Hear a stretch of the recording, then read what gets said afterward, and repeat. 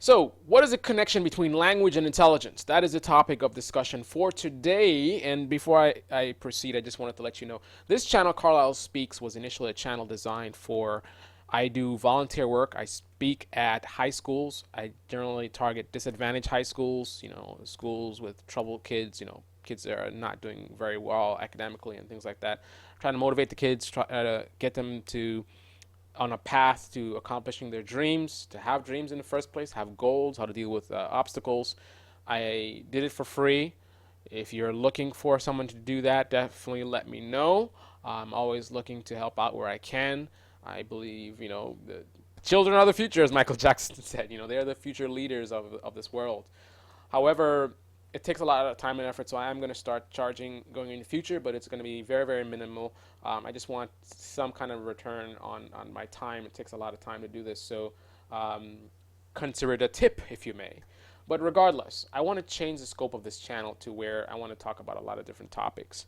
So maybe it's a philosophy channel, perhaps. Well, that's part of it. That's not going to be the only thing I'll talk about, but I want to talk about a lot of different topics, not just the motivational stuff. I'll have the motivational videos, which have done very, very well, but I want to broaden the scope. So, like for example, we're talking about the connection today. Today we're talking about the connection between language and intelligence. So just bear that in mind. So today's topic, language and intelligence. That's something I recently discovered. This concept of language and intelligence. It is said, and first of all, I want to say that this is not something that is factual in terms of we've already decided and moved on beyond it. We have determined that it is so. No, this is an ongoing conversation. There's many debates about these ideas, and I guess there's a logic problem because our understanding of the connection between language and intelligence is in itself potentially limited by language, is it not? And if that be the case, then our understanding of it, of course, could be kind of kind of held up by the limitations of language itself. So it's interesting, and I'm sure there's a terminology that describes this kind of thing, but I do not know what the term is.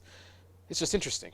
I just thought I wanted to make a note of that. So first of all, if you're not familiar with the idea of language and intelligence, the conversation, the common idea or understanding of language and intelligence is that you know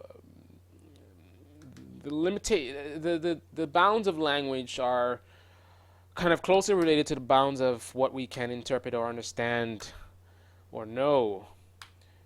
And I think a lot of that has to do with the fact that we think with language. How can I perceive anything in this life without using language? If I look at something that I perceive to be ugly, I think that thought using language. How do I know what ugly is if I don't know the word ugly?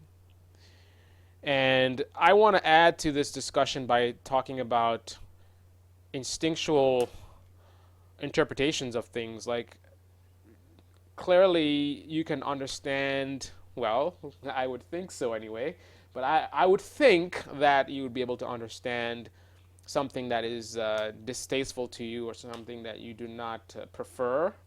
Probably bad language there, but you can understand that without actually having language. For example, a person who has no language, if you burn them, they will feel pain, and pain is not something that we enjoy. So even without language, the instinct would be first, of course, you're going to respond to the pain. There's a kind of a reflex response. Then there's also the memory of the pain. So therefore, when you see fire, you stay away from it because you don't want to feel that feeling again. But what exactly do you feel without language? That's one of the questions I wanted to bring up. But first of all, if you're not familiar with the connection between language and intelligence, let me give you a little idea. One of the concepts was supposedly Chinese are better at math than other cultures. Now I know some of you that are more intelligent, you automatically would think the logical thing that hey man, uh, don't stereotype Chinese people. They culturally have a reason why they might be better in mathematics. Education is a higher priority than, say, in American cultures. So, that is very true. That would be an advantage. I mean, if education is a priority, then clearly you're going to have a culture that is more educated. So therefore, things like mathematical concepts would be more widely understood by the people. However, um, there's another angle, which is that their language is very symbolic. You have something that kind of visually represents a roof, and that symbol is used as kind of their word for covering or some kind of like, say, like a box or something that you can put something in a container, and I don't know Chinese, so I don't know that this is actually the case, but I know enough about Chinese to know that it's very possible that something similar does exist, where it's a symbol of a roof and it represents, a covering of some sort or a container of some sort.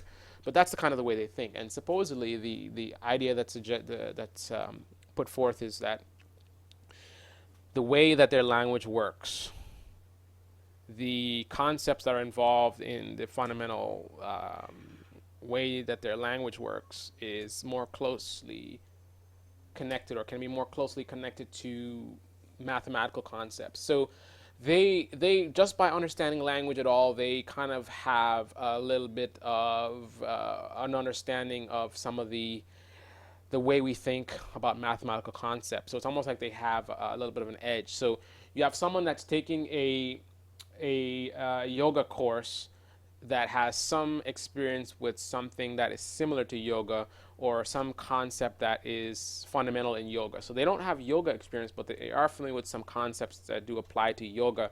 So therefore they can do better in yoga than someone who is totally foreign to all the ideas involved in yoga. So for example, if there are some concepts to the Chinese language that are found in mathematical concepts, then by simply knowing Chinese, you have kind of an edge potentially with understanding mathematical concepts. So that's one idea that was conveyed. I do see the logic there, and that does help me to better understand potential connection between language and intelligence. But there's some more things to consider. So one of the things that I looked at in my own, I think it's best not to just repeat what others have heard. You hear the information, you interpret the information, and then you need to, on your own, do your own analysis and see what conclusions you come to. So in my own independent conclusion that I came to was, I like right now I'm holding in my hand a case for SD cards, like for digital cameras. Now, how do I perceive this case without language?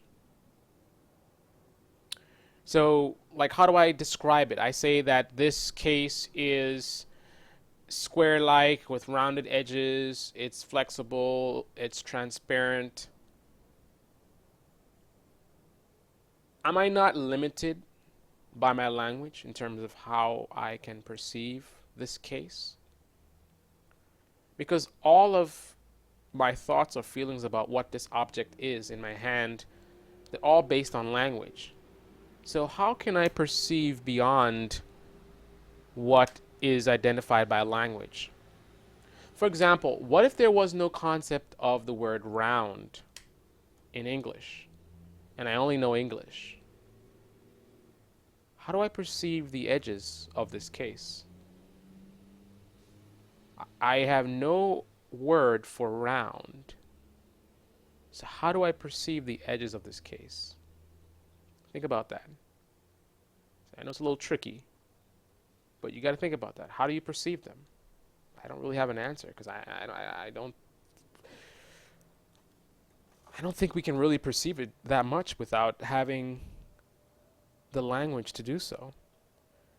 So that was an example of something that, a concept that we are aware of, that we can communicate with language. So what about concepts or facts about this object that do not exist in English?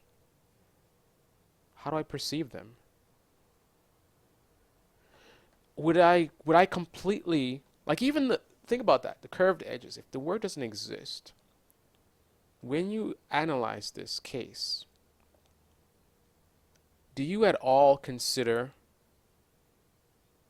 how the edges of this case are represented? I mean, if you don't have the concept of round or curved, then what do you do when you look at this and you try to break it down? I'm going to tell you as much detail about this case as I can. I've got no word for the edges. So do I just simply skip the edges? I don't comment about them at all? I mean, I can see them. I don't need a word to see that they're there. But without a word to describe them,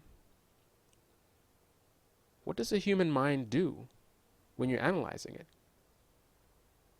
Now, that's again something that we are aware of and we have words for. What about things that we don't have words for and perhaps we're not aware of as a result?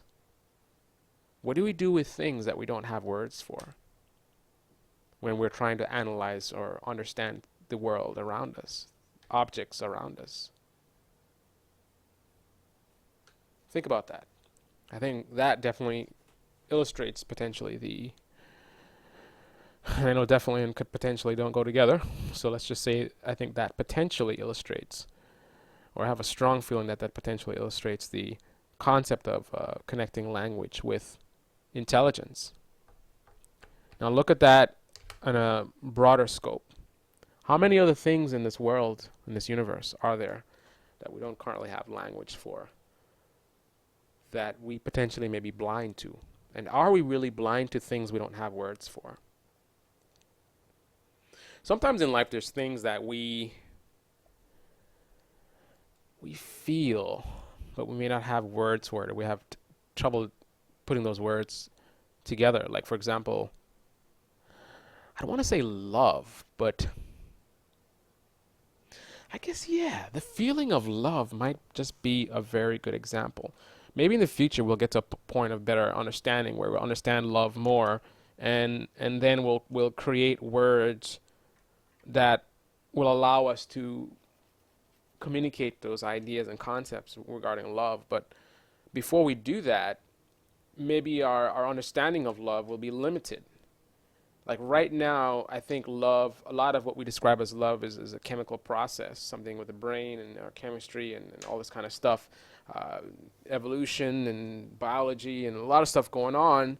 And perhaps we don't fully understand it enough, the science of love yet enough, that we don't have the words to communicate. And maybe the lack of the words to communicate kind of limits our understanding of love itself.